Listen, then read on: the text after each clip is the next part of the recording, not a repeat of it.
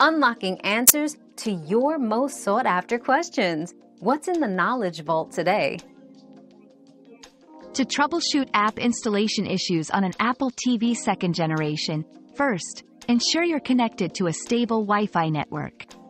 If the connection is secure, try restarting your Apple TV by unplugging it, waiting a few seconds, and plugging it back in. If the problem persists, check for any available system updates under Settings, System, Software Updates and install them.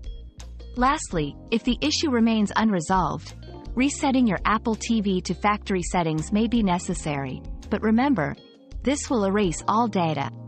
Navigate to Settings, System, Reset to do so. Our quest for knowledge never ends. Thanks for being part of today's discovery. Subscribe, like, and share to join us on the next one.